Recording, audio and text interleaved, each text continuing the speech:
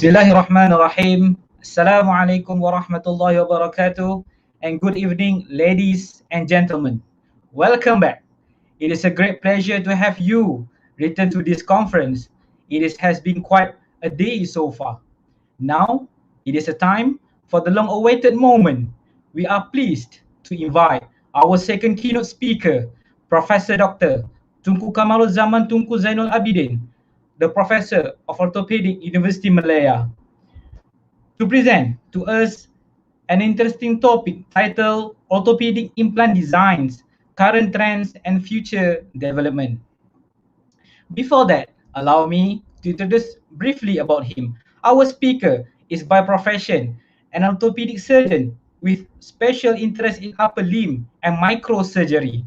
He graduated with a medical doctorate from the National University of Malaysia in 1998. After serving the Ministry of Health as a medical officer for several years, he entered the Master of Orthopedic Specialty Training Program from University of Malaya and graduated in 2004. He also received a diploma in tissue banking from the National University of Singapore in 2003. During his specialist training, Professor Dr. Tunku Kamarul Zaman Tunku Zainol Abidin then pursued his sub-specialty training in University of Liverpool, UK from 2005 until 2009 and was also awarded a PhD degree from this university. Professor Dr. Tunku Kamarul Zaman Tunku Zainol Abidin is actively involved in a basic science orthopedic related research and is the head of Tissue Engineering Research Group, which is a part of the National Orthopedic Center for Research and Learning, NOSRL, in Malaysia. His research interests range from biomechanics to cell biology and fundamental research involving cartilage biology and stem cells applications. He has published over 100 peer-reviewed articles in many peer-reviewed journals and supervises many postdoctoral, doctoral, and other postgraduate as well as undergraduate students. Without further ado, everyone, please join me in welcoming Professor Dr. Tunku Kamarul Zaman Tunku Zainol Abidin. Prof, virtual floor is yours.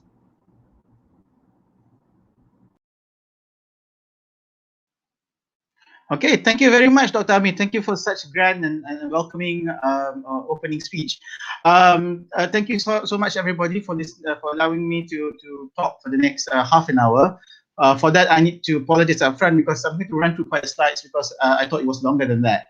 But today, my topic, I'm sure you've seen here, is on orthopedic implants. And being an orthopedic surgeon, I thought this would be a nice way for me to talk to the audience. In particularly about the biomaterials as well as the biomechanical design aspects and how that has changed over the years. Okay, so basically, what are orthopedic implants? Orthopedic implants is a medical device which surgically placed into the body to restore function. And whilst this implant is meant to restore the function, it also replaces the function in many ways. You need to understand that as you grow older and there's trauma and damage, there's always something happening to your body due to accidents or some sort of damage towards the tissue, and you need replacements. And that's what orthopedic implants are for. Interestingly, I went to try to go and Google it up. I found in Wikipedia, and they kept saying that the orthopedic implant is to replace a missing joint of bone for damaged bone. This is not true, okay? Because orthopedics are not just bones. For whatever reasons, this ideology that the orthopedic surgeon is a bone doctor, that's not really true. So to be honest, we take care of the limbs, anything from the joints, the soft tissue, the bone, the muscles, and many other aspects as well. So I'm going to start my lecture by talking about orthopedic implants, and here you can see a few of them up in the front here. I wish to elaborate certain implants and try to make you understand why these implants are seen here today. Obviously, there are changes to what you see today, but let's give you a brief tour of what happened in the past to understand our current and how we see for the future. So the first surgeon who actually talk about surgery is Joseph Lister. He is a surgeon by right, but he's famous not because of surgery, but rather for the antiseptics. And I think all of you know him as the mouthwash called Listerine. which they use it from Joseph Lister, and he was a surgeon. But he wasn't really into implant, but he introduced the importance of having to sterilize implants prior to its use. But the first reported history of implant use was Sir William Abutot Lane. In fact, I only knew that very recently because he is not famous for the first person to use implant, but the place that he did it with the orthopedic nurse who later became a doctor, James Agnes Hunt, was very famous at that time in Wales. Okay, and the man that would be made the implant famous was this chap called Sir Robert Jones. Okay, so, and you can see the picture on the right there is Sir Robert Jones with Agnes Hunt, and they had a hospital named after that. I'm taking a moment just to write down there a friend of mine who passed away about a few years ago, a good friend of mine, James Richardson, and he used to be the professor chair who resided in Oxford Street, where the hospital was located. So this was the famous hospital where implants began to submerge. Now, the first implants they came out was made of steel, and they found that corrosion became a problem. So they, instead of just using pure iron, what they did was they used a mixture of vanadium iron. Okay, it's because it's supposed to be a stamina and elasticity in the material. Now, this was the first time that humans encountered looking at the designing of an implant. And one of the first aspects they encountered was not just the design of the shape and how it contoured towards the body, but rather of the implant itself. And because at that time, iron and vanadium had problems and delivered a lot of toxicity, this became the first joint contentious issue that made them think of how to make things better with implant designs. So they came up with another material called cobalt chromium, and at that time they had a mixture of it called stellite and vitalium. Now the thing is, these things were very good. They're very hardy. They're very strong. They were even stronger than steel. The problem is this material were quite expensive and difficult to mold, as you can see in one of the implants where they use 316 stainless steel against the satellite overlay of cobalt chromium. These became a big problem and was limited in its use over the time in 1930s. All right. So they look at another material. The next evolution was molybdenum. As you can see, that molybdenum is a very hardy material. It doesn't react. The only problem is trying to do this, combining molybdenum with material, they don't react very well. And only in the past about 20, 30 years, we've seen a real composition of a strong material when they had a good combination due to better forging techniques of steel. All right. But in the end, what happens after the post-war in 1940, the stainless steel era for orthopedics started to reign. They became the biggest supporter of orthopedic usage. And one of the famous surgeons was this guy, Martin Kirchner. Obviously, he worked during the 1940s. You can understand this was the time where Hitler was heading Germany. But having said this, he came one of the Germans who came up with a lot of designs, a lot of material, and he came up with what we call as a Kirchner wire. All right, and this became one of the hallmarks of orthopedics, not using all the plates, but rather these implants which fix bones very quickly. And one of the things that the British became envied was at that time all their pilots, when they were shot down, they were kept in hospitals on a stretcher, and they've got traction to just hold the bones, and it took them something like 3 months to heal, whereas with wires and everything was holding the fracture very quickly, and these guys were in and about in less than 4 weeks to 6 weeks, and they were flying again. So they had a faster chance of training pilots in Germany. So he developed this material and the technique that used even today. I still use what we call the K wire. All right. So later on, from that wire, they decided to put into trauma implants, being Kirchner being the first guy to talk about it. And they've usually last time they used a carpentry screw into patients. Obviously, a lot of patients died of metal toxicity at that time. But later they converted to using the same material, stainless steel, introduced by Kirchner. And later all of this became very, very common. And these are the modern type of screws. They've come with all kinds of designs later on. They had threaded, non-threaded screws, and they had like this, which is slotted nails. You can see here, sorry. You can see, let me just show you. You can see here, slots here so they can put the wire in, guide the screw, and the screw can go towards the fracture site and repair them. So after screws, they figured out, oh, why not we came up with plates? So the first chapter talks about plates like these to fix fractures. So screws were nice if you can put it against the bone to buttress this, but if you don't have enough bone to hold it, they come up with a plate that puts screws in there so that the whole fracture becomes reduced, as you can see here. So this is a new method that started to came about, and this will later introduced only after the war, not during the war, okay, during the World War II, okay. So later on, remember we talked about Kirshner. Kirshner also helped to develop one of these things, and these guys made it bigger. So imagine a small wire, this thing. Now you make a wire this big. So that thing now comes up today with a nail. The nail today is still being used as the hallmark for long bones, for example, femur and tibia fracture, including but not the humerus, not the upper limbs, but the lower limb, because they are stronger, they're rounder. They don't need to strip a lot of soft tissue. It's easier to come in. And one of the things that they have is they have a load sharing effect rather than the load bearing effect of the plate. Hence, what it means is now the bones even heal even faster, and you can even walk on this on the earlier part rather than the plate, where the plate can ultimately break if you don't load it, you overload it, so to speak. So later on, these guys, the Rush brothers from Rochester, Minnesota, which later became part of the famous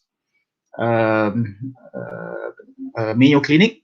They developed the techniques later on, which is the intermediary rush nails, and you can see that those nails, they're not really the nails, but actually the bigger form of the wires made by Kirshner. But later on, another man called Kirshner, in German, Gerhard Kirshner, came up with something called a slotted nail, a K-nail.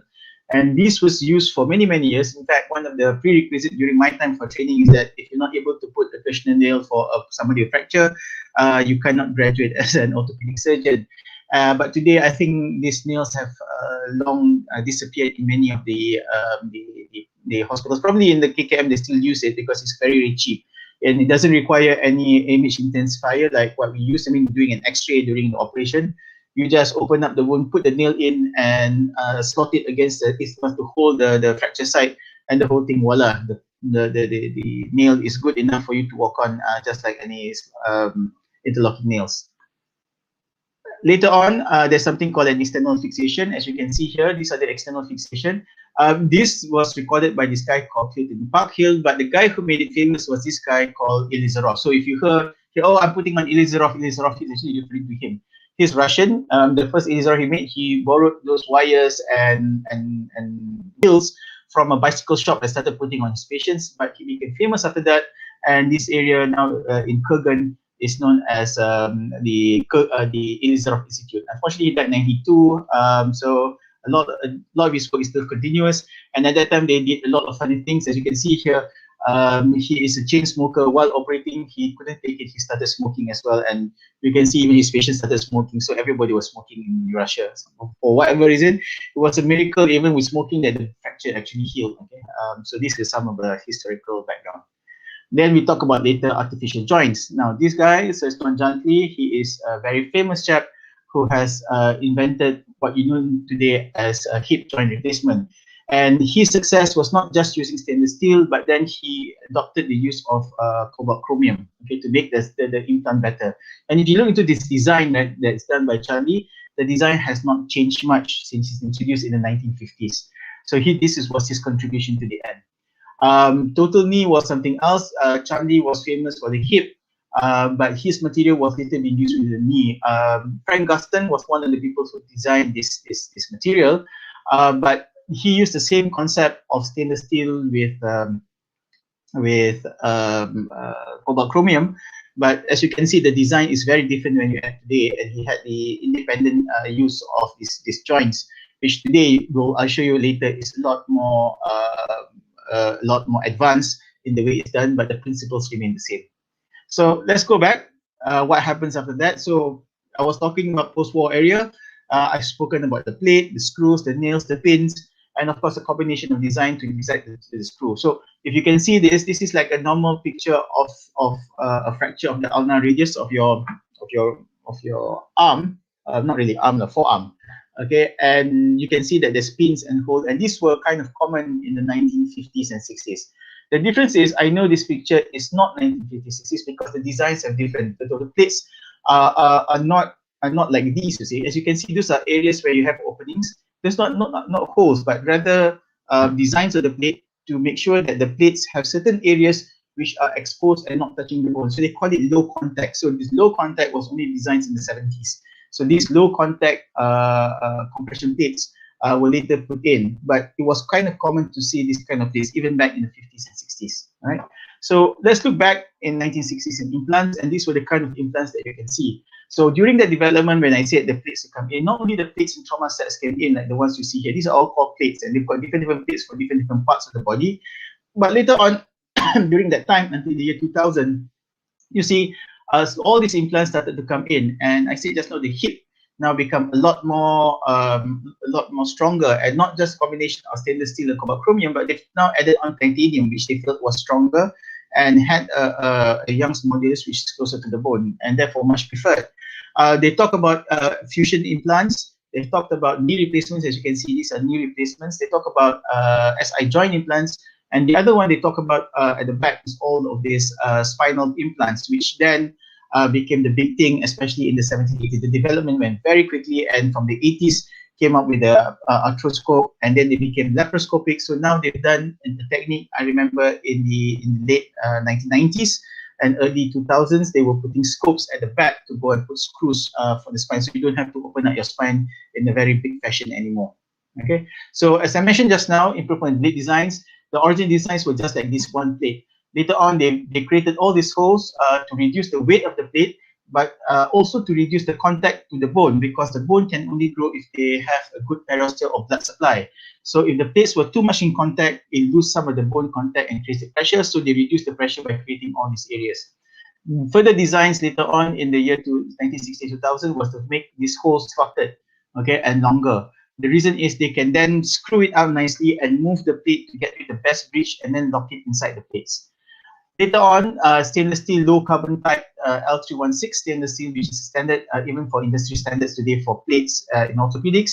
Later move on to high titanium alloy implants like these ones. And we know in orthopedics that this is a titanium screw because the colors are different.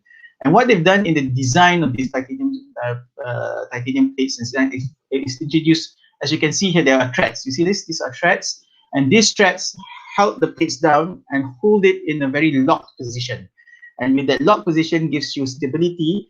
And not only does it give stability, you don't even have to make sure the plate now touches the bone. You can sit above the bone, and therefore you have better blood supply. So these were improvements, small improvements we were seeing in the 1960-2000 era.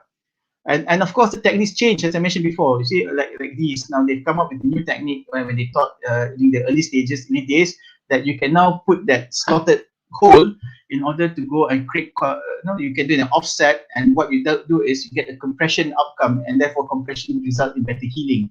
You can also contour the plate and try to rechange the configuration so that you better purchase. Okay, these were techniques developed by the Swiss group, the AO Davos group, and they've got institute there who talks about all of these things and provide training for around the world. So these techniques was very interesting to see the evolution of not just the implants, but rather the techniques themselves. Okay, so the implants change because the techniques change as well. Not the design change was not just because the biomaterial, but because it changed with the technique. So later on, during those days, the implants became better. Remember, we talk about just those knee implants done by Guston. They only had two separate metals. Now it's not. It's actually one piece metal for the femur, one piece metal for the tibia. And this became a standard practice since 1975. This was patented, and today the design were all based on this. This design here, you talk about the hip, was originally Chandi's just a ball with a big stem that goes into the femoral region. Now it changes. Now it comes up with a femoral head. It has a liner and it has a shell. We also saw joint replacements. This was somewhere at the end of the 1990s, even the early 2000s. They were talking about disc replacement. This was a misnomer. They don't do it in lumbar. Usually they do it in the cervical region. All right, this one is a misnomer, but it's not really that popular because its failure risk is high because they're very new. Similarly, the ankle was also the one that became fashionable, but the results were not so good. The one that lasted a bit longer were the shoulder replacements. and the elbow. Okay, not as good as the hip and knees, unfortunately, but this lasted quite much better than the one that's really done for the ankle, which takes up a lot of load, okay, as you walk. So later on, not even later on, in fact, this was later produced by Chanli in the 1960s. They talk about cement. So this is one of the implants that people tend to forget. They always say that implants talk about metal. Okay, they talk about the design of the metal implant, but really in this case, they came out something called the bone cement or polymetal methacrylate, PMMA. And what it does is this picture here shows that you can mix a monomer against a polymer of methacrylate. And what happens is at a certain time, this exothermic process will occur around 9 minutes. And what you have is a hardened bone cement, which if you put inside the slotted of the femur canal, you put in the stem, it will harden and hold the implant. Later designs in the late 90s, 1990s and early 2000s, they talk about cemented and uncemented. The difference is they don't use cement anymore. What they've done is they were able to coat the material with hydroxy apatite, and therefore they don't need the cement anymore. So these were advances seen during the early 1990s to the 2000s. Another one that we've seen also is, other than the trauma set of metal, they also came up with non-metal implants. And this is an example which I've used before. Silastic or silicone joint implants like these for a patient with rheumatoid arthritis very badly. They cannot use the hands anymore because they couldn't move. And this just replaced into the joints, as you can see here. Last time, when the times of Gunston, they used metal on metal, okay, because they were rubbing and the failure rate was high. Later on, for knees as well as hip, the design came with something called ultra high molecular weight polyethylene, which was again produced by even the time from Chanli. They were not so good because the manufacturing process was not improved, but over the years the improvement was so good that these became very strong. However, I show you later, even with that, they still need improvement because the outcome for this showed that the lasting, because of wear and tear, it only lasts a good 15 years, where you probably need another surgery to replace the inserts. All right. We saw later on that with the polyethylene, with the silicone, they came up with anchor sutures. In surgery, we need these anchor sutures to pull in soft tissue, not the bony fractures. That's why I said the definition made by in Wikipedia is very wrong, to give the impression that orthopedics just talk about fixation of bones, the implants that are used for fixation bones. As you can see here, we use anchor sutures which then pull the soft tissue in repair. This is a job, a work that I used for shoulder, for example, that we use try to repair the damaged rotator cuff tissues in the shoulder. All right. So we also seen metals not being very hard. You used to be wanted to have the K nail. We wanted to have interlocking nails, which are very strong because you need to put in the body weight. But some metals don't require that. And what happens with children when you have more flexible bones? So they came up with flexible implants like the ones you can see here.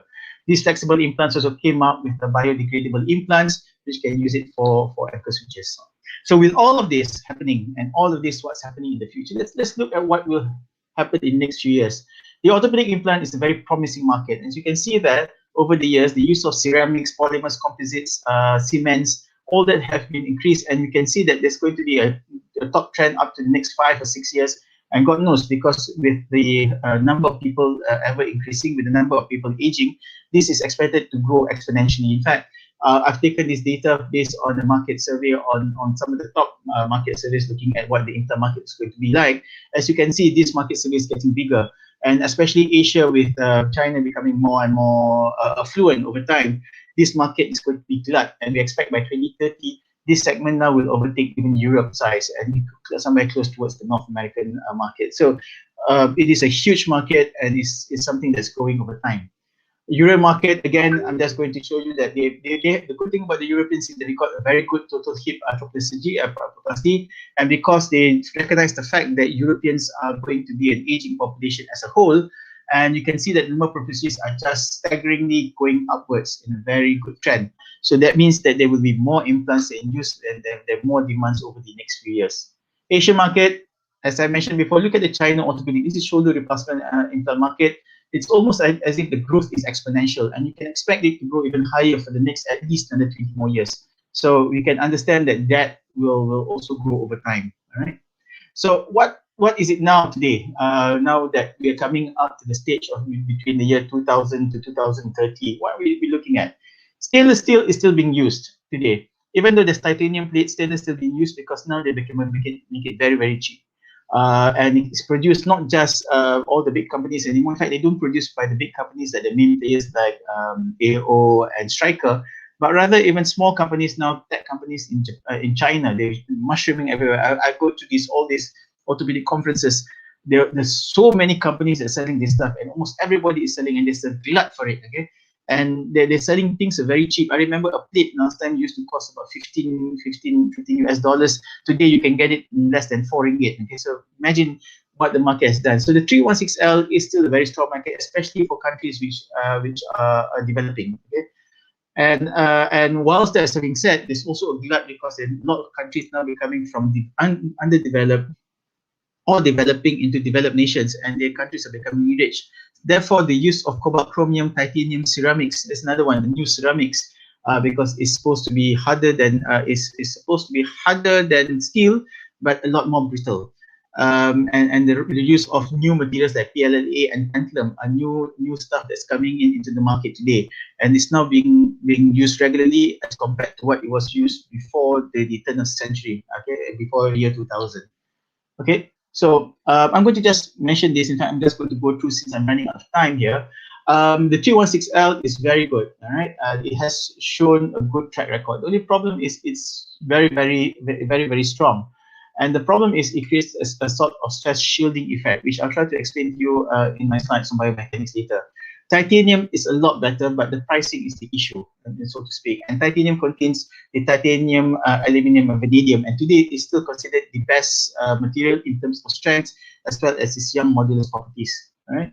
Cobalt chromium, as I mentioned before, again, is also very good. But the problem with cobalt chromium is it has a very high Young's modulus, unlike bone, and the risk of stress shielding is there. The only thing that now cobalt chromium is being used is only for your hips and knees, the joints, because you need to have high resistance.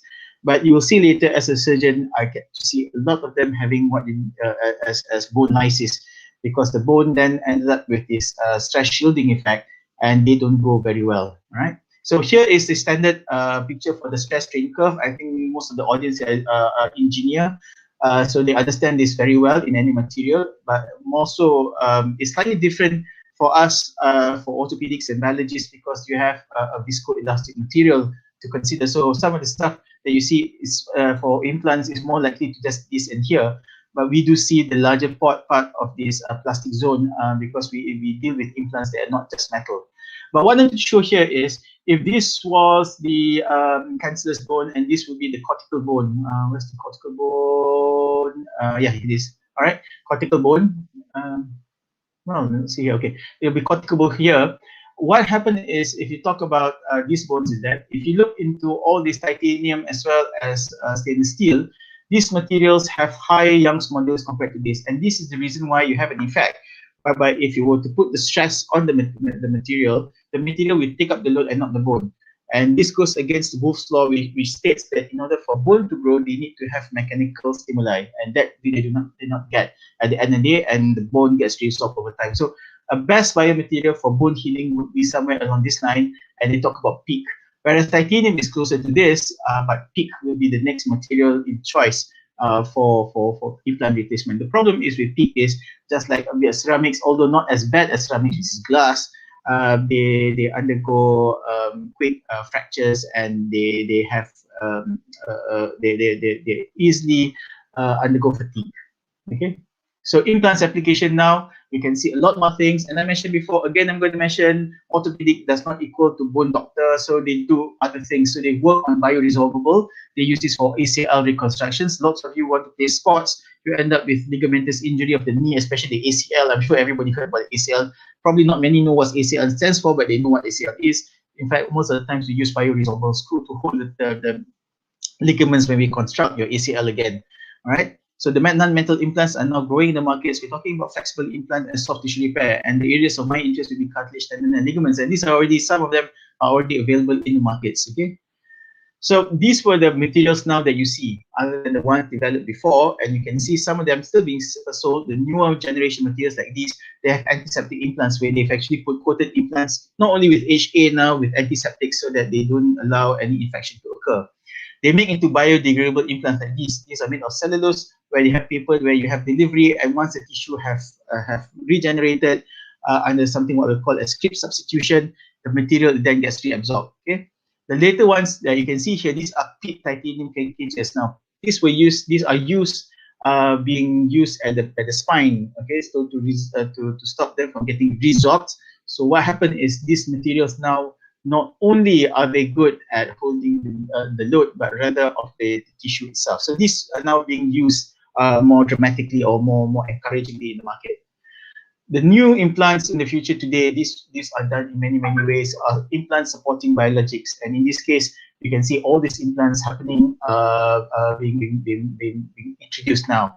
Okay, they are extracellular-like materials that support cell growth, and these are one of the examples that we've actually used in our labs. Okay. So I'm just going to show you one of the materials. I'm going to rush very quickly because I'm running out of time here. So if you understand that cartilage is not bone, okay, please, whatever you say, cartilage is not bone. And when you have a damage on this tissue, if you can compare that damage there to the normal athletic cartilage, you can see that there is a very distinctive difference between a damaged cartilage and that of bone. You can see there's normal cartilage and this is bad cartilage, everything coming out. There's no way you can put a plate inside. There's nothing you can just replace with just some sort of tissue somewhere. It doesn't work. All right. So there are many ways that you can come to. So I'm just going to head out very quickly. So what they do is, all right, okay, let me just show you. So what we've done is an ACI implantation. This one technique is being introduced as being implanted over 1 million patients or more. And you can see the damage there. The bone is actually exposed, but the cartilage, the white color stuff there is called the cartilage. So this is a biomaterial designed specifically for its use. You can cut it out to size to replace that damaged area, and in this case, it's only being used just to cover the damaged site. Okay, the damaged site. So you can see it's very flexible. It's healed up, and in some of the stuff that we do is we put cells on top of that so that they can carry the cells and transplant into the site to help regenerate the cartilage damage, which otherwise cannot be replaced. Okay, and it glues up the site as you can see here. Put it inside, patch it up, deliver the cells inside here, and voila. Okay, and you switch it all on. Right? Okay. So we've done quite a bit from our own experiences or some of our publications, just some of them, and we've looked at how we can do this for the spine as well as in the cartilage. And we've shown that we were able to improve it now even better, not just with the implant designs, but rather with putting in cells. So the new implants of the future until today are looking at cell therapy, gene exploration, as well as the delivery of growth factors. Okay, so tissue engineering and regeneration medicine is the way forward. And you can see here, this is the vacanti mouse that you can literally grow something in the lab and put it here. This is one of the biomaterials we use, alginate calcium beads. And you can see here after pre-treatment in post-delivery with stem cells as well as growth factors, there's nice healing of the cartilage, right, in our subjects. So which will prevail and make it bigger? There are three main principles in developing marketable orthopedic implants in the world: cost control, production, innovation, and the technology advances. So these things will be in the way forward of what you can see. And as an industry, cost control is the biggest thing. Okay, so if you look into the cost control, whatever you do in your research and design, you have to look at the total cost of the material. As you can see, if you look into this, to be honest, I think the gold implant looks pretty good. It's not hard, it's soft enough, it's probably has, if you mix it nicely, that you can have an implant which has a Young's modulus closer to that of the bone. Unfortunately, you can see at the price per gram for gold compared to something that you're using for steel, there's no way gold will be the standard of next implant in the future, unless you can know where we can find big reserves around the world. Okay, so you look at some of the implants that can you bring down towards the pricing over time, and that will be the implants of choice. So cost will determine how the industry shall research and move forward in the near future. So the choice of implants makes a difference because, as you can see, so many publications before talk about the cost effectiveness of an implant based on design as well as its content. All right. And over time, one of the things that you have to look at implant is ensuring that implants don't fail. In this case, you can see stainless steel is now becoming less and less popular, even though how thick it is, because when you cut down the weight, you make it very thin, and this tend to have a breakage over here. If you make it too strong and too hard, especially in older patients, this just cut out. You can see that? Now it goes right into the hips. So implant failure will be an issue in the near future. Right? Even titaniums also fail. So if you're looking at new designs, new way forwards, you can see that they are not as strong as I showed before in the picture. So they tend to break over time, and these are still areas that needs to be explored over the next many years. Poly, remember I told you about poly implants. These are just wear and tear because of the weight issues, and they need to be replaced. And so far, for high stage users, sometimes the poly has to be changed even up to 10 years. So your surgeries have to become a lot more regular, right? Now, I need to take a few moments here. I know I've taken a bit of time here, is to talk about design implants that people tend to rush and go to market. This is a good example of failed implant design, and this market is called the metal on metal implant. It promises a better wear because you don't have the polywear what you saw just now. So they say, oh, it can last longer. But what happens is those patients that came in, they put in, they find all this metallosis, this black stuff that comes out, the black goo, and that damages the tissue around it, and you cannot implant anything new. But that's not just the main issue. What happened was patients also end up with cobalt toxicity, leading to renal impairment in a number of patients. So these implants were the worst, and they were marketed without proper clinical trials, and it's allowed under FDA rules. So it's very interesting how it works. So the issues with these implants now, we're not talking about just the implants themselves. The manufacturing process needs to be looked into.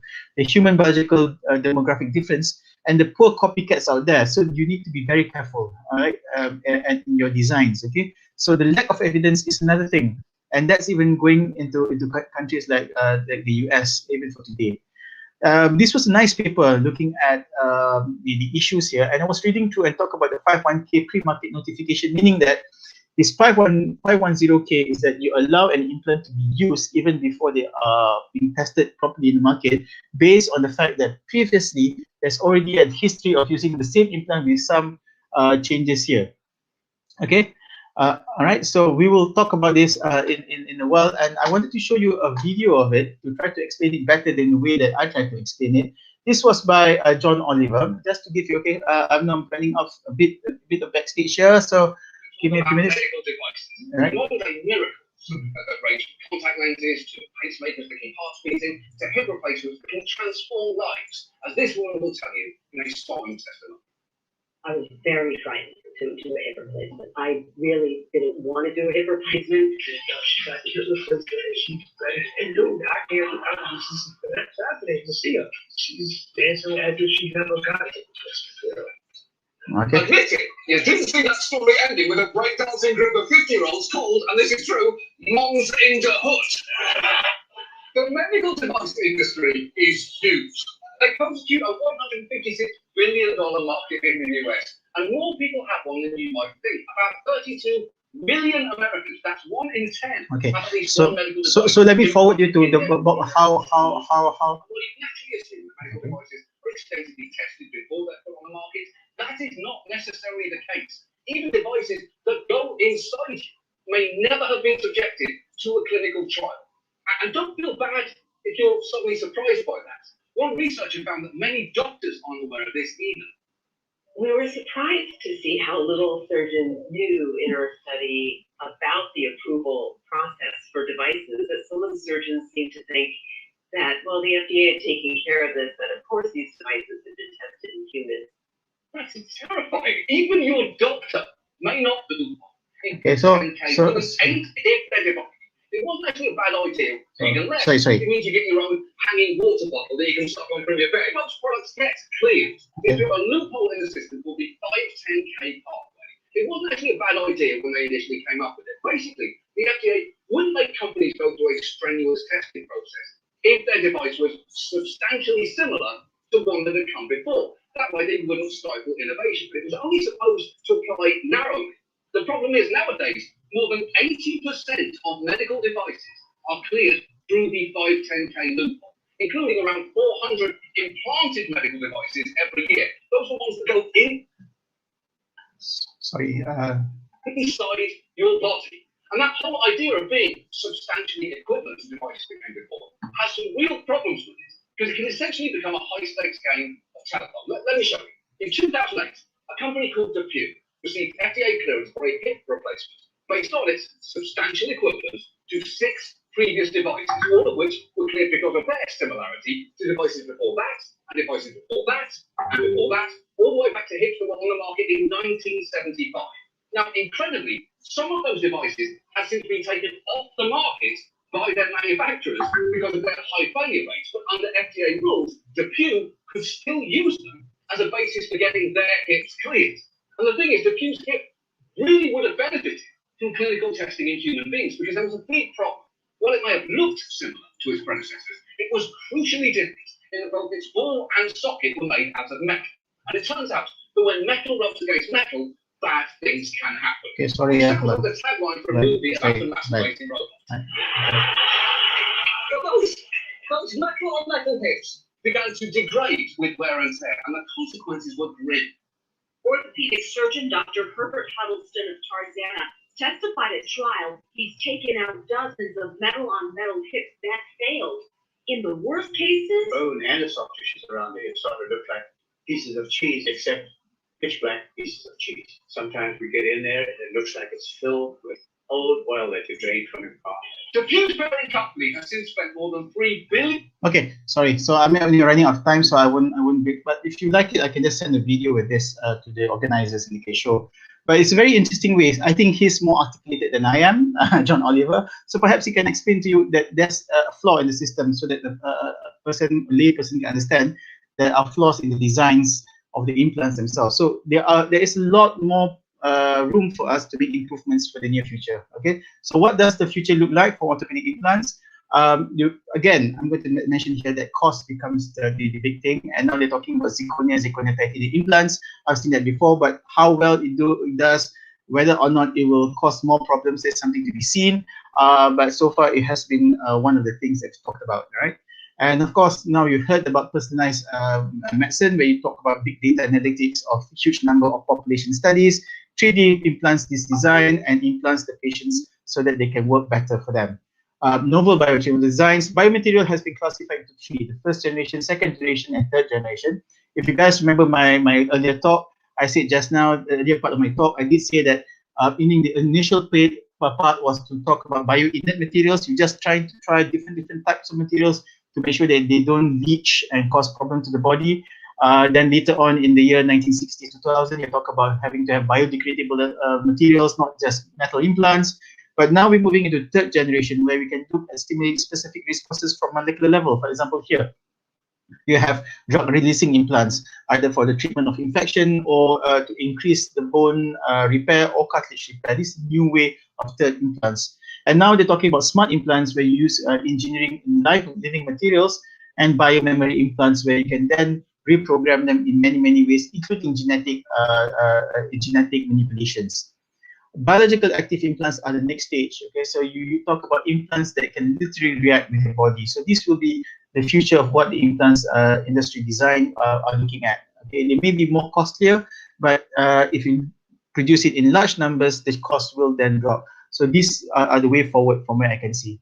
In our own experience, we've already looked at biomaterials plus another sort of enhancement. In this case, we use growth factors, BB, in encapsulation, but we use it in nanoparticles. So you're talking about now moving from the second generation to the third generation. Similarly, we use the same sort of concepts in our alginate systems in the transplant of cartilage. As you can see here, the PDA chitosan delivery mechanism actually works. So this will be the near future of the implants design. Okay, so I'm going to finish my lecture here talking about this implant. So I need to remind the audience that the development of orthopedic device is a very promising and exciting field. Okay, and we've seen how it changed over time. And while you talk about the old technology, you need to be sure of the latest technology that comes into the market, and it's huge, it's potentially huge. But you also must understand there are its whereabouts and failures in it. And therefore, perhaps these are things that you can work towards developing over the next few years in your research. I'd like to thank you for the time to listen. I would like to take time to thank all these people who've worked in my lab to produce all the results that you see. I'm just taking a moment just to put in memory, because while looking at the history of all the named surgeons, this was my trainer, who's actually in the University of Liverpool, which is one of the famous centers for doing orthopedic research. And he actually taught me that some of the stuff that you've done here needs to be sure that you don't end up in patients and killing them. Thank you so much, and apologize for taking a bit more time than actually. Thank you so much, Professor Tunku Kamarul. It's really exciting and inspiring, exactly. All right, so we have a lot of question here. I don't know whether I have a time or not with it, because we have a keynote session after this. Well, I will allow maybe one or two questions I will read on the comment. Okay, so the first one I will read. Currently, is there any implant designed and fabricated by Malaysian? And can Okay. Malaysia become the hub in producing medical implant? Okay, number one, is there companies actually producing these implants? Yes, there are implants company. Apa nama company? I forgot the name of the company. It was in fact they were producing it and supplying for the KKM hospitals. Okay, there was a company that does that. The question now is, number one, why would we want to have a Malaysian company to go and deliver our market? Okay, number one, it has to be cheaper than the present market, correct? Okay. Number two is you would like the implant to be better than the present market, what we have. The problem with those implants that were supplied to our local market was that they are actually cost more. So it defeats the purpose of having an implant, and it was no better for the implants that you can get probably from China, India, or Turkey. Okay, that was the issue. So if Malaysia wants to be a hub, it needs to work on two things. Either we can cut down on costs, or we can cut down on we can make into better designs that no other countries can do. So in order for this sort of implants to be well established, well marketed, and well accepted, you need to work again. I'm going to mention here, talk about cost, talk about innovation in designs, okay, that nobody else can do. If you're talking about cost, there's no way for you to go and compete the Vietnamese or Chinese market. They can have costs way down to levels that you cannot imagine. Okay, you can do it in India, imagine the cost will be so cheap. So cost is not something that we can compete. But if you're talking about implants that's very, very genuine, very, very market stabilized, very, very specific, this is the way forward. Okay, so that's my opinion for that. Okay, thank you, bro. I think that's all for Okay. the Q&A session. I'm really sorry for all the participants. There are a Right. lot of comments here. A very interesting talk. Okay, and eye-opening about the implant and so on. So I'm really sorry about this, because we are running out of time. Okay, and then we are grateful for the time and effort for you, Prof. With your busy schedule to share your thought and deep knowledge with us today. And we thank for your valuable contribution for this conference, Prof. Okay, Thank you. well, respected delegates, that wraps the keynote session, and we don't stop there. And for participant iMEDiTEC conference, okay, we will continue with the second parallel session at 2:50, okay, 2:50 p.m. Hence, you can access the meeting.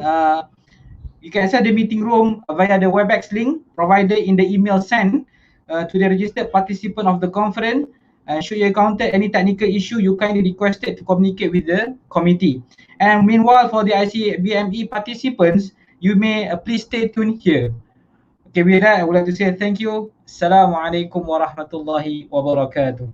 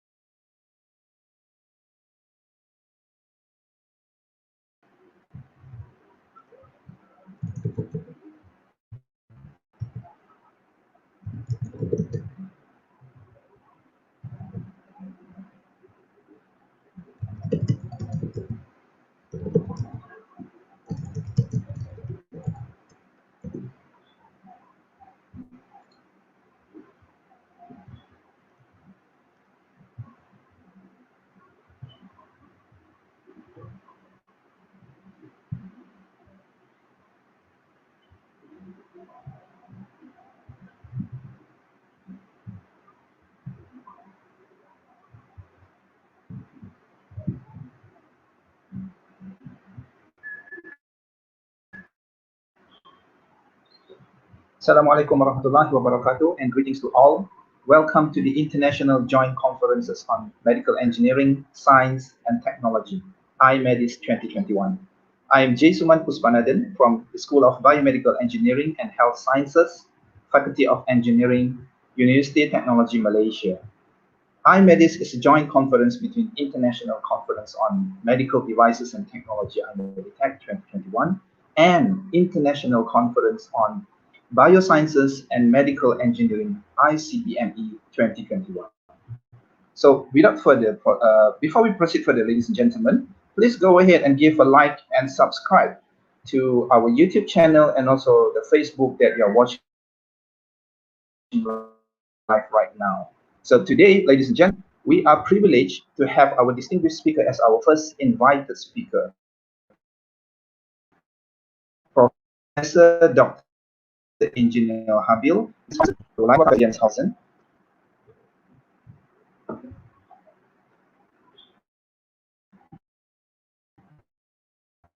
Professor Jens Hausen since 2005.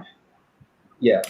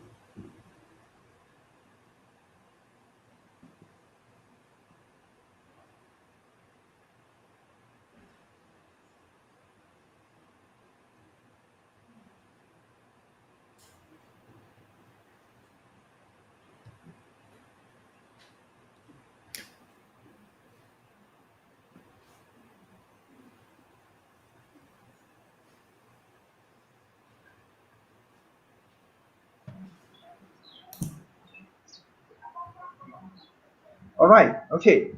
Sorry, there are some technical issues over there. Professor Jens, just to double check with you if you can hear my voice. Yes, now I can hear you.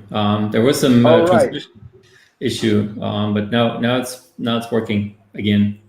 Yeah, looks fine now. All right, we shall proceed, ladies and gentlemen. Sorry for just now. Jens Hausen is a full professor since 2005, and he is the chair of the Institute of Biomedical Engineering and Informatics at the Technical University of Ilmenau, Germany. Yep. He has a master's degree and PhD in the field of electrical engineering from the Technical University of Ilmenau, Germany. He is an adjunct professor at the Biomagnetic Center, Department of Neurology at Jena University Hospital, Germany. Professor Jens is a member of editorial board in several scientific fields such as technology. His research interest covers the field of bioelectric and biomagnetic, including being and functioning and many.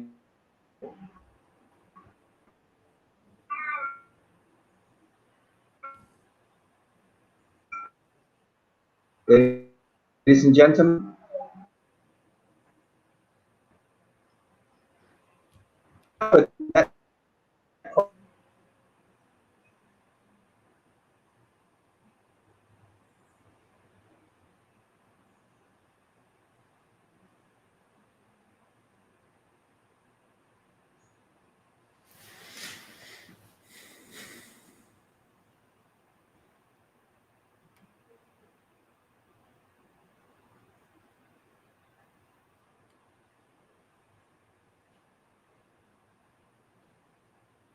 Looks like we're facing some technical problems again. Yeah, the line is slow. There is a comment in the chat that the line is slow indeed. Now you're So back sorry again. for that. Yeah, Prof. Jens, I'm sorry for the technical problem.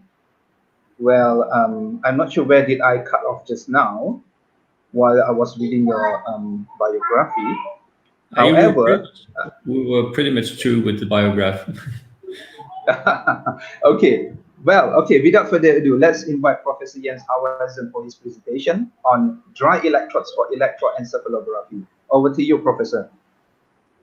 Wonderful. Thank you very much, Jason. It's a pleasure to be here, and thank you very much for the nice introduction. And technology is good, but not always that good. So we still have some telecommunication issues to solve, obviously. Can we put on my slides, please, so that I can have the screen shared? So there should be play your first slide while I do. Yeah. Share it. Okay. Share screen.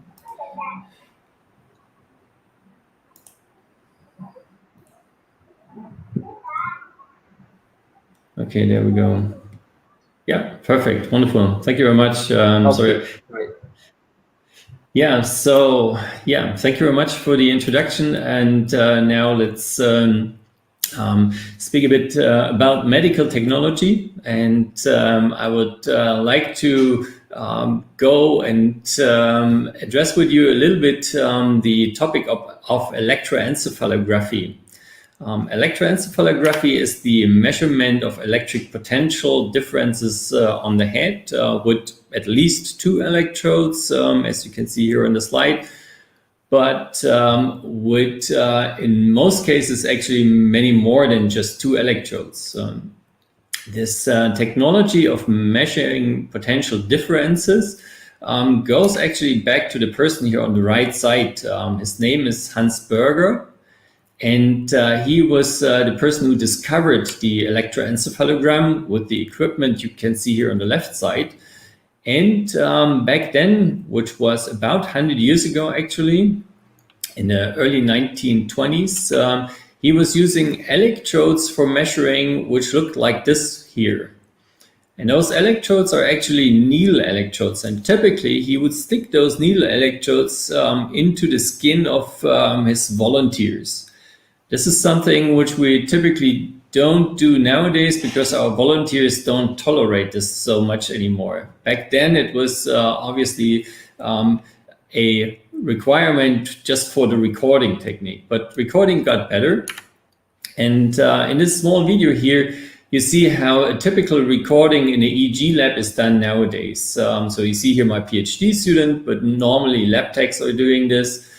So the electrode cap is placed and then the gel or paste is filled into each electrode, as you can see here. And this is what we call wet electrodes. Wet because each of the electrode is filled with a wet gel or paste. This can take quite a while because it requires some skills. And if you have new students, then they easily take an hour for this amount of electrodes. But if you even have more electrodes, then it's even worse. So it might be even for professionals up to 1 hour. And what you also recognize is that we are here in a typical laboratory setting, and it is the same all over the world. When you do an EEG recording, nowadays you are in a lab or in a clinic. So those are things which you might want to overcome because you might want to measure also outside. Then there is an issue with the wet electrodes, which you can observe now. Once you take off the electrode cap or the electrodes as such, then you see that the volunteer or PhD student here is not really looking too happy, is she. And the issue is, of course, something where we would like to improve. And what we would like to do for this is what you see here on the next slide with actually one of our first prototypes of dry electrodes. So the first thing to observe here is we're not in the lab anymore. We are in the living room of our PhD student, actually. And the next thing to observe is she is all by herself. So she's not getting any help from someone to place the cap and to start recording. So it's just placing the cap, connecting the device, and then start recording and doing a medical grade EEG. And this, of course, opens up the possibility for many new fields for EEG, just like telemedical applications, so that people in one site do the actual recordings, even say in nursing homes or even in other places like the patient home as such. And then at a central place, you actually analyze the data. Now, finally, you can observe one more thing. Once you're done, you take off the cap, place it back to the holding, and then you're done, you go away. You don't wash hairs and you don't have any aspects around the gel or paste, which you typically have with wet electrodes. Now, since one of the topics of this conference is also about sustainability, I was calculating here for this conference a little bit how much this would mean in terms of the waste produced by the EEG. So actually, each electrode has only about 1 milliliter of electrode gel or paste. But you have not just one hospitals. Only in Germany, we have about 2,000 hospitals. So we calculate 200 working days for these hospitals. We calculate 5 patients per day, which is, say, a rough number, just an estimate. So which means 2 million EEGs per year. Now, it is not just one electrode. It is typically like 24 electrodes, which you can use, which you can see on average. So that produces 48 tons of paste waste per year, which is not easy to actually address because it's chloride included. Then when you think about washing the hair afterwards, which is needed anyway, so heating up the 5 liters of warm water per person, you end up with, as you can see down here, with about the amount of 230 megawatt hours of energy. So, and there are some other aspects. So from the point of view of sustainability, conventional wet EEG would be actually quite good to be replaced. And this, as I said, these numbers are just for Germany and not for any other country. So with this motivation, I would like to go into the development of dry electrodes. This is what we have been doing for the past 10 years or so. And the first thing what you want to address is, of course, requirements. So you need to be good in your applicability of your new electrode technology. You need to be good in your reliability. And last but not least, in the producibility. And that has several items like biocompatibility, etc., which you are seeing listed here, and which I will address in the remaining part of the talk. So the first thing is with your electrode, the standard electrode, which you see here on the right side, the standard gold or silver electrode, silver chloride electrode, that is something where you need paste to get through the hair layer. However, if you want to have a dry electrode, then you need to be in a sort of fashion going through the hair layer that you can contact the skin without the gel. That means you need to have a pin shape like the ones you see here. Actually, this one is also only about 1.5 millimeter in diameter, so it's enlarged here because it's a single pin. And these pins, they have different shapes, as you can see here, and different sizes. And this is something which we tested and characterized. And what you can see up here is that we used quite different materials: titanium, titanium nitride, polyurethane coated with titanium nitride, gold pins, polyurethane coated with silver chloride. So they're quite different in terms of materials, and that means you need to go and also characterize them. And this is what I want to show you here in this slide. So we do electrochemical characterization, and I show you for the next 2 slides, or 4 slides actually, just the first 2, but the rest, which I don't show here, they are also part of the electrode characterization and need to be addressed. So impedance and open circuit potential are important ones, and therefore I've picked those 2 here. And the first thing I would like to address is the impedance measurements. How do you do this? You place your electrodes into a bath of electrolyte, typically natrium chloride solution, and then you apply a impedance measurement in galvanostatic or potentiostatic measurement setup. And this works actually for a 2-port or for a 4-port setup. Both options are there. And you typically do this with an impedance analyzer device. We use the HP device for this. And on the next slide, I would like to show you the results for our different electrodes. So you see up here the different electrode types, and you see they are color-coded here in this legend. And what you can observe is, of course, that the absolute value of the impedance is lowest for our gold standard electrodes, so the silver chloride electrodes, the classic ones basically. But what you can also observe is that for the silver coated polyurethane electrodes, we have also relatively low value. And more importantly, the standard deviation, so standard deviation means always the dotted line, is relatively low compared to all the other types of electrodes, which we see here. The worst one is actually the gold pin electrode. When we look at the phase shift which we observed, then again, of course, our gold standard has the lowest phase shift and also the lowest standard deviation. Again, followed by the silver chloride electrode based on polyurethane as a substrate material.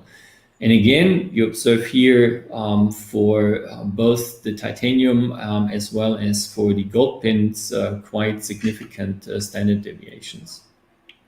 So this already gives us a hint that the gold pins might not be the best choice, but we'll have a look also at the open circuit potential. So how is this measured? You have a reference electrode, which is a standard electrode, as you can see here. And you have your test electrode. And again, they're located in a bath. But this time you just measure with the multimeter the potential which actually occurs once you immerse the electrodes into the bath.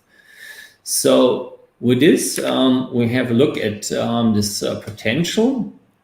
And here, most of the traces are actually quite straight over about 150 minutes. That means they're quite stable, except for 2, namely the gold pin electrode. Also here, watch this large part of the standard deviation.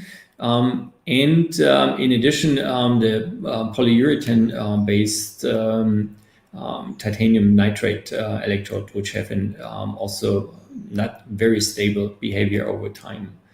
So in this, from this we concluded that our polyurethane and silver coating is a suitable approach for our recordings. Now the next question which we had was, how many pins do we need? So what do we do here? We take one pin, we take a number of these, and then step by step connect them. So basically start with one pin, add another pin, etc. And what you get here is this impedance value, but consider those impedance values are now in kilo ohm, and we're talking about the impedance at the skin. So this is measured actually at the volunteer's skin and not in the bath anymore. So what you see here, the silver chloride gold standard electrode is the one down here with the lowest values. That's expected.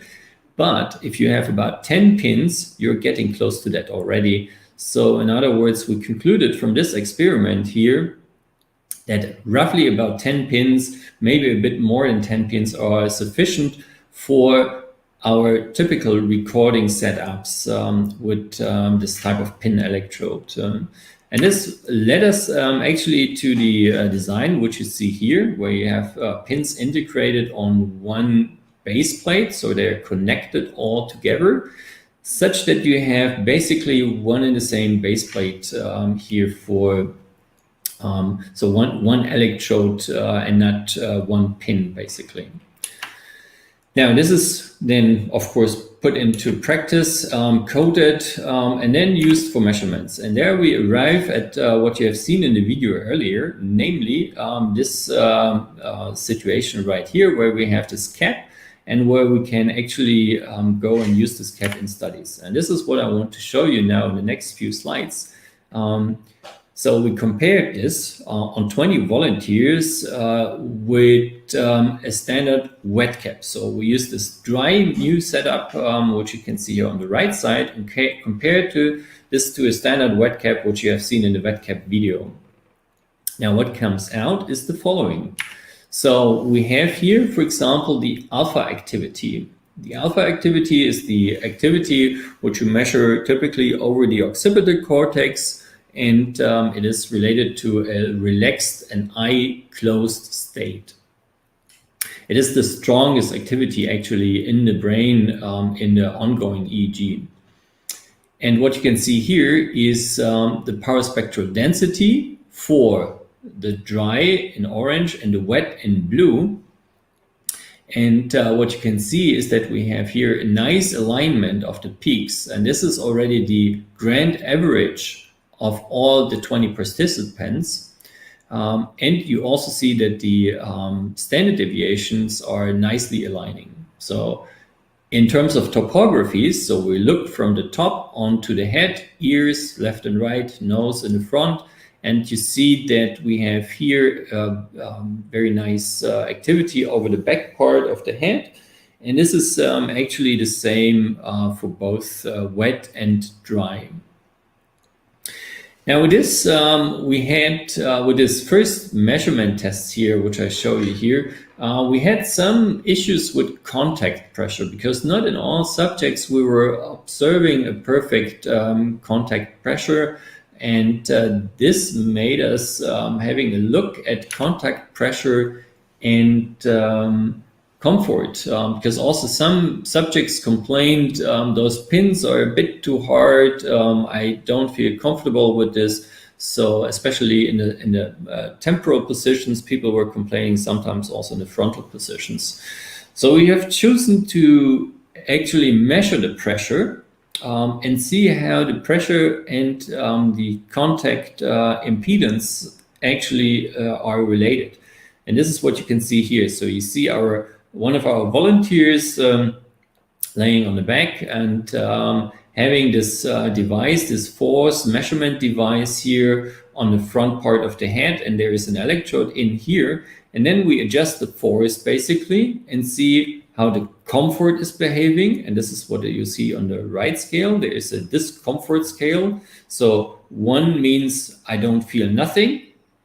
10 means this is maximum pain, take it off as soon as possible. And what you can see here, if you increase the force from just placing it to 4 Newton, then you see that we have an increase in the discomfort basically. But consider we're still in the lower range of the scale up to 10.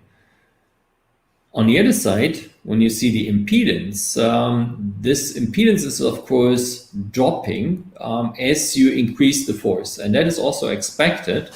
And what you can see is that already with 2 or 3 Newton force, it is not very difficult to reach good impedance values anymore. So in other words, the conclusion here is that about 2 to 3 Newton are sufficient for the pressurizing of this electrode. With this, we went on and designed also new electrodes, what you can see here. And what you recognize is, first of all, there are many more electrodes. This is a 256 channel cap. So in the front part, we opted for electrodes which are not having these pins, because you don't need this. And then we opted in the second round for smaller pins, because typically at the beginning of the hair, well, not in my head, but in most heads, then you have this line where the hair is not very thick. So you go along with those smaller pins, and then you go with the larger pins. You see the 3 types of pins here on the right side. And again, with this, we went and did a study on 20 subjects. And this time I show you results for the experiments which we did with visual evoked potentials. So visual evoked potentials means that you look at the screen and you see a checkerboard where the black and whites are switching on and off, basically black and white. With this checkerboard, which is called also pattern reversal, you have a certain activity evoked in the brain. And this activity is recorded with the 256 channels, and this is what you can see here in the time traces.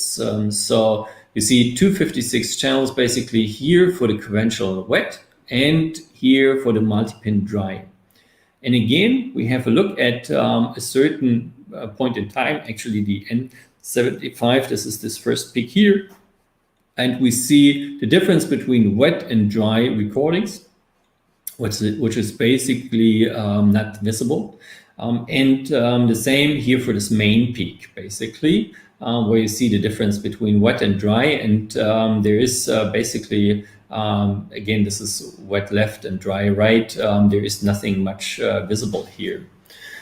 So from this, we would like to conclude that we indeed are able to generate comparable signal quality for wet and dry EEG recordings. We have done now more than 100 subjects on this in our lab, and the electrodes have been used also in other labs, and we can clearly say that the quality of the dry recordings is comparable to the wet ones. The multi-pin electrodes are really able to pass through the hair layer. This is important to get contact. And with our optimizations, we have been able to improve patient situation in terms of comfort, although we are not yet fully happy with that. And well, one other thing which I mentioned already is that we are, of course, able to do recordings without any additional support from trained technicians or similar. So I think I'm pretty much at the end of the time. I still have a few slides, but let me switch over to the final summary slide. So we have this is the summary slide, sorry. So what we have done is over the past 10 years of development and research in this area, we came up with electrodes which are biocompatible, which are electrochemically stable, which have good signal quality comparable to wet electrodes, which are really rapid and reproducible in application. They go to the hair layer pretty easy, actually. We have some issues where we are currently doing research on the contact stability. That is especially true when you do EEG in sports science, where you have people moving a lot. and where you want to record also besides the movement artifacts you have. There is still some work to be done in patient comfort that is ongoing, and we're still a bit too high in costs. That is, of course, something which we're working on, but it's in terms of outlook, one of the outlook points actually. So what we will do in future is we will improve wearing comfort. This is something which is already addressed at the moment.